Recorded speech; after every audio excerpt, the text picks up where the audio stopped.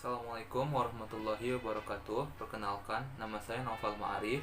Saya dari kelas Pendidikan Biologi A tahun angkatan 2019 dengan nomor induk mahasiswa 130461904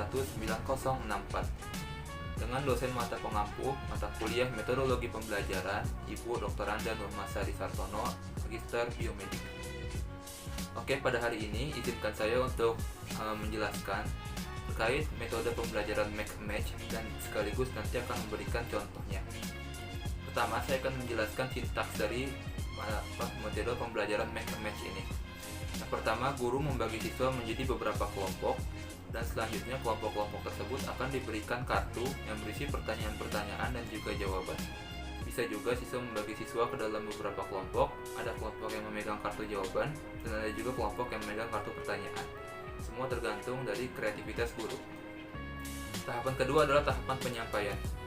Jika masing-masing kelompok telah dibagikan kartu atau telah berada dalam posisinya, maka guru dapat memberikan kesempatan kepada kelompok untuk berdiskusi dan juga menentukan jawaban dari apa yang telah diberikan pada kartu pertanyaan.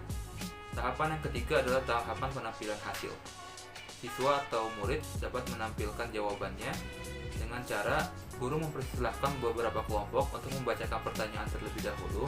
Kemudian siswa yang di kelompok jawaban akan membacakan jawaban tersebut, atau siswa dalam satu kelompok akan membacakan jawaban dari pertanyaan yang telah disebutkan oleh temannya sebelumnya. Lalu guru akan memberikan penilaian atau evaluasi terhadap hasil kinerja siswa tersebut. Terdapat kelebihan dan juga kekurangan dari metode pembelajaran make match ini. Yang pertama, kelebihannya adalah siswa atau guru mampu menciptakan suasana aktif dan menyenangkan bagi siswa. Materi pembelajaran juga terasa menjadi lebih menarik dan dapat meningkatkan hasil belajar siswa untuk mencapai taraf ketuntasan belajar. Selain itu, suasana kegembiraan akan tumbuh dalam proses pembelajaran. Tapi terdapat beberapa kelemahan dan juga kekurangan pada metode make match ini. Yang pertama adalah diperlukan bimbingan guru untuk melakukan kegiatan. Sehingga ketika guru belum menjelaskan, maka percuma saja untuk melakukan metode make match ini.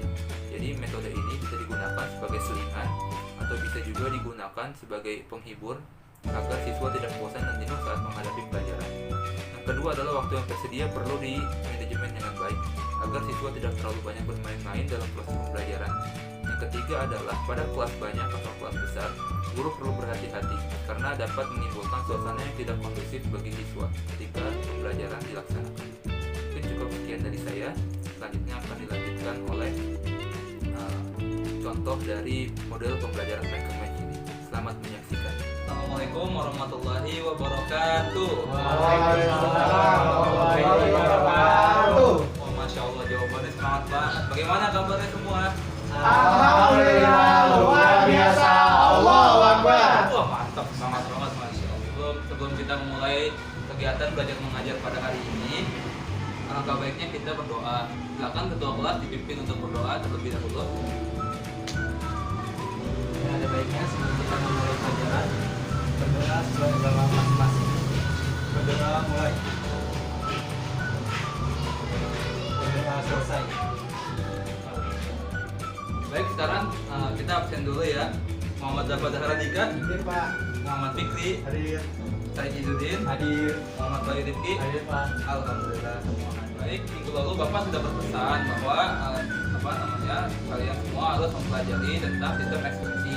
Tapi minggu lalu juga kita telah membahas terkait sistem pernapasan pada tubuh manusia atau sistem respirasi. Nah, sebelum kita masuk ke sistem ekspresi pada tubuh manusia, adakah yang ingin ditanyakan terlebih dahulu?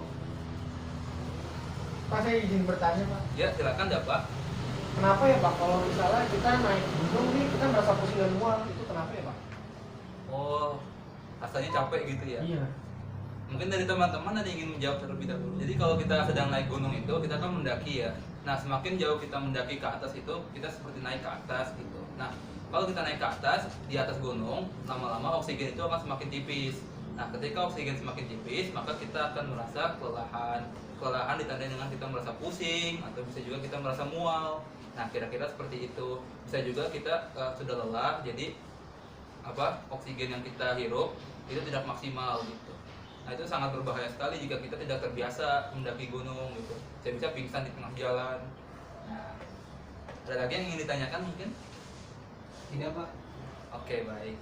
Oke, pada hari ini kita akan membahas sedikit tentang sistem ekskresi pada tubuh manusia. Minggu lalu Bapak sudah memberikan pesan untuk teman-teman semua membaca buku. Apakah sudah dibaca bukunya terkait sistem ekskresi? Sudah. Oke, baik. Bapak silakan sebutkan apa saja contoh dari organ sistem ekskresi. Telinga Pak. Telinga. Alasannya kenapa tuh, Pak? Apa ya? Karena mengeluarkan sesuatu Pak. Oh, Hidung juga termasuk bisa mengeluarkan sekret. Oke, baik Dapat. Terima kasih Dapat. Wih, jawabannya luar biasa. Hampir mendekati. Mungkin dari teman-teman yang lain ada yang ingin menjawab. Saya mau coba Pak. Silakan Said. Organnya itu ginjal, ureter, sama kulit Pak.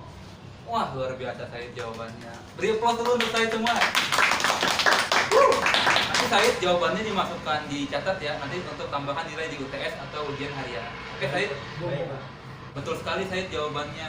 Nah, jadi sistem yang termasuk dalam organ sistem ekspresi tadi saya sudah sebutkan, ada ginjal, ada ureter, bisa juga kulit.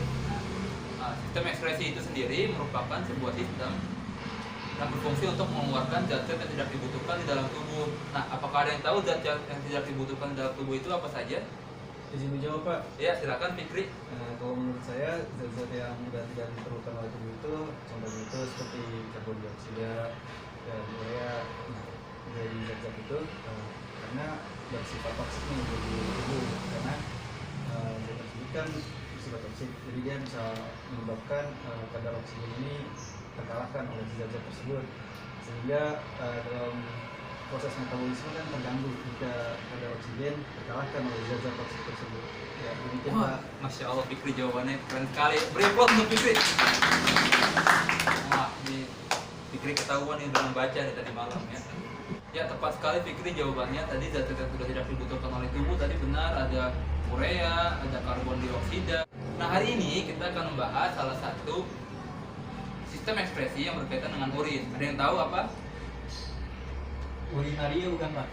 Ah, iya betul sekali Said, sistem urinaria. Ya, hari ini kita akan membahas terkait sistem ekspresi yang berhubungan dengan urin. Tadi telah teman-teman sebutkan bahwa sistem tersebut adalah sistem urinaria. Nah, saya ingin tanya nih, teman-teman dalam sehari itu mengeluarkan urin berapa kali ya? Saya 7 kali Pak. Wah, dapat 7 kali. Yang lain? 4. 4. Saya dikit banget buat kan? Kalau saya 5 sampai 6 kali. Oh, kalau boleh dimasukkan 6 kali. Fikri? Kalau saya 3 kali sih Pak. 3 kali. Ya. Wah, Fikri dikit sekali mengeluarkan urinnya. Nah, sebenarnya itu dalam tubuh manusia yang normalnya dalam mengeluarkan urin atau mikturasi itu maksimal itu atau minimal 4 sampai dengan 8 kali setiap hari, tetapi itu bisa lebih. Contohnya ketika kita malam hari tertidur. Nah, kita ketika malam hari tertidur tiba-tiba ada rasa ingin buang air kecil. Nah, oleh karena itu kita terbangun. Nah, kira-kira seperti itu. Jadi sebagai informasi tambahan, minimal itu ya biar kita itu tidak mengalami dehidrasi atau terlambat dalam berpikir gitu. Minimal kita itu minum sehari. Kalau menurut anjuran dari Kementerian Kesehatan itu 2 liter. Tetapi ada juga yang sumber yang mengatakan bahwa minimal itu 30 ml dikali berat badan. Nah, kira-kira seperti itu. Saat kita makan atau minum, nanti makanan kita itu mengandung beberapa cairan. Nah, minuman kita juga ya mengandung cairan-cairan gitu. Nah, cairan-cairan itu nantinya akan masuk melalui batang tenggorokan kita, lalu nanti akan masuk ke salah satu sistem ekskresi, yaitu sistem urinaria. Sistem urinaria itu terletak di ginjal. Nah, nanti ketika masuk ginjal, dia itu akan melewati glomerulus. Nah, glomerulus.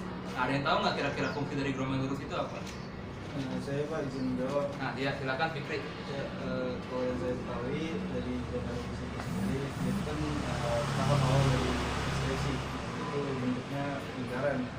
Nah, tahap yang dilalui di glomerulus itu tahap filtrasi, di mana dia menyaring air dari udara. Nah, sebelumnya lanjut ke TKP dan TKJ, tahap reabsorpsi dan augmentasi. Wah, Fikri mantap sekali jawabannya. Fikri luar biasa. Tepuk tangan untuk Fikri. Ya, betul sekali Fikri dari jawabannya itu glomerulus berbentuk seperti bola ya. Jadi glomer itu maksudnya itu seperti apa? bola jahit ya, kalau teman-teman sering melihat tuh yang di film-film luar negeri kan ada kayak bola jahit gitu tuh. Itu bola tangan. Nah iya, bola tangan tuh yang sering dimainin kucing gitu. Bola rajut. Wall. Iya, bola Oh, rajut. iya, Nah iya, oh. bola wall, bener banget tuh. Nah jadi itu yang berbentuknya glomerulus tuh seperti itu, mengandung pembuluh darah tadi juga ya, dan juga apa berfungsi sebagai penyaring tuh. Jadi dia menyaring zat-zat besar gitu, misalkan protein, karbohidrat gitu. Jadi protein sama karbohidrat nggak mungkin masuk lewat dari situ gitu. Jadi stop di situ. Selektif ya. Nah, iya betul, sangat selektif ya. Bang Fikri bener banget. Nah, selanjutnya dari glomerulus itu nanti akan masuk ke TKP, tubulus konstruktus proksimal. Nah, nanti di sana itu apa namanya? Zat-zat seperti ion, contohnya apa ya? Ada yang tahu contohnya? Ion? Hidrogen. Nah, kurang tepat. Ada lagi dapat? Nah, zat-zat ion itu contohnya kayak apa? Na, natrium, bisa juga kalium gitu ya, atau tadi HCO tuh itu juga bisa diserap di tubulus konstruktus proksimal gitu, sambil juga menyerap sari-sari makanan gitu. Nah nanti dia itu akan melewati sebuah lengkungan. Ada yang tahu nama lengkungannya? Lengkung Henle bukan Pak? Ah iya betul sekali Bayu. Masuk ke poin ya Bayu ya buat UTS. Iya Pak. Oke Bayu mantap. Nah lengkung Henle itu nanti akan terus masuk ke tubulus konstruktus distal. Nanti habis dari tubulus konstruktus distal dia akan dikumpulkan di tubulus kolektivus ya, mengumpul. Nah sebelumnya itu lengkung Henle itu terbagi menjadi dua. Ada yang tahu? Saya tahu Pak. Ah ya ada Pak silakan. Lengkung Henle itu ada yang turun, ada yang naik Pak. Jadi yang turun ini berfungsi untuk menyerap air, sementara yang naik ini berfungsi menyerap garam. Ah ya betul sekali dapat. Jadi kalau kita lihat di sini ya kasih tepuk tangan apa? Nah kalau di gambar ini ya teman-teman lihat ya tuh di bagian lengkungan ini root of Henle. Nah nanti itu yang bagian turun itu menyerap H2O, menyerap air. Nah nanti mulai naik dia akan mulai menyerap NaCl atau garam. Nah nanti lanjut lagi di tubulus distal. Tubulus distal itu sama kira-kira penyerapannya sama kayak di tubulus konstruktus proksimal. Tapi bedanya dia sudah tidak menyerap nutrisi makanan. Ini kan masih di proksimal masih menyerap nutrisi. Tapi di tubulus distal sudah tidak menyerap nutrisi makanan. Oh iya, mungkin bisa diganti jadi poin tadi. Nah, itu. Nanti akan masuk ke tubulus pengumpul. Tubulus pengumpul nanti masih juga menyerap seperti urea atau air. Nggak bosan nih dengerin penjelasan dari saya mulu, pasti bosan ya? Bosan nggak? Bosan, Pak. Nah, iya Enggak, bosan enggak kan? bosan. Oh nggak Bosan. bosan. Asik sih Pak. Wah, masya Allah. Makasih Fikri. Nah, jadi kita akan main sebuah game ya. Ada yang tahu nih Bapak bawa apa nih? Kertas. Duit, Pak. duit. Kertas Pak. Kertas, dapat. Nah, ini nanti akan berfungsi sebagai kartu ya. Nah, nanti teman-teman akan ambil. Nah, nanti dalam kartu ini tuh berisi soal dan juga jawaban. Oke? Oke Pak. Oke Pak. Nah, dengerin dulu penjelasan dari saya ya. Sebelum teman-teman ambil, nanti kan teman-teman akan ambil share acak nih. Ambil share acak. Lalu teman-teman di dalam kartu itu ada soal dan juga ada jawaban. Nanti teman-teman akan diskusikan nih. Ini karena hanya ada berempat ya kebetulan, alhamdulillah. Jadi satu kelompok aja.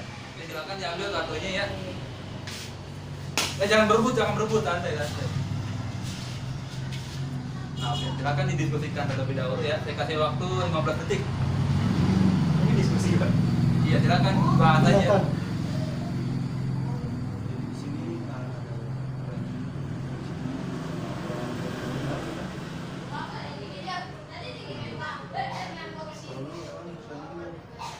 Apa yang dimaksud? organ sekresi. Soal apa fungsi 10, 9, 8, 7, 6, 5, 4, 3, 2, 1. Oke, udah ketemu semua jawabannya? Sudah Pak. Sudah Pak. Oke, baik. Silakan yang punya soalnya silakan. Soalnya apakah fungsi dan peranan glomerulus? Saya Pak. Ayo, baik. Glomerulus merupakan bagian yang berbentuk bola. Nah, fungsinya ini menyaring darah dan partikel-partikel besar sebelum masuk ke tubulus konstruktus proksimal, Pak. Oke, benar sekali Bayu dan Said. Nanti dimasukkan ke poin ya. Kasih tepuk tangan dulu dong. Biar silakan Fikri. Pertanyaannya, apa saja yang termasuk organ ekskresi? Lalu jawabannya paru-paru, ginjal, kulit, dan hati. Ya betul sekali Dafa dan Fikri. Kasih applause dulu. Nanti dimasukkan poin ya buat ujian harian atau UTS. Baik Pak, terima kasih. Oke, baik. Nah, baik, tadi jawaban Fikri itu benar sekali. Pokoknya termasuk dari organ sistem ekspresi ada paru-paru, ada hati. Hati itu untuk mensekresikan racun ya. Oke, masih nanti diulas lagi di pelajaran berikutnya. Lalu ada juga yang telah kita pelajari hari ini yaitu ginjal atau sistem urinaria. Nah, baik, tidak terasa juga pembelajaran biologi pada hari ini telah selesai. Mari sama-sama kita ucapkan alhamdulillahirobbilalamin. Alhamdulillahirobbilalamin. Nah, mungkin kartunya bisa dikumpulkan lagi ya. Baik, terima kasih Dafa. Baik, mungkin sekian dari saya. Nanti dibaca-baca lagi materi tentang sistem ekspresi. Minggu depan insya Allah kita akan bahas penyakit-penyakit yang berkaitan dengan sistem ekspresi. Lebihnya dari saya mohon dimaafkan. Saya cukupkan. Wassalamualaikum warahmatullahi wabarakatuh. Waalaikumsalam. Baik, terima kasih telah menonton video ini sampai akhir. Kurang dan lebihnya mohon maaf. Kritik dan saran sangat saya butuhkan dalam pengembangan video ini dan sebagai pembelajaran dan evaluasi saya, karena saya mengetahui dalam video ini masih banyak kekurangan, terutama dari media dan cara saya menyampaikan dalam mengajar. Mungkin cukup dari saya. Terima kasih atas Ibu Nurmasari Sartono atas bimbingannya dan juga kawan-kawan yang telah membantu dalam proses pembuatan video ini. Kurang lebihnya mohon maaf. Assalamualaikum warahmatullahi wabarakatuh.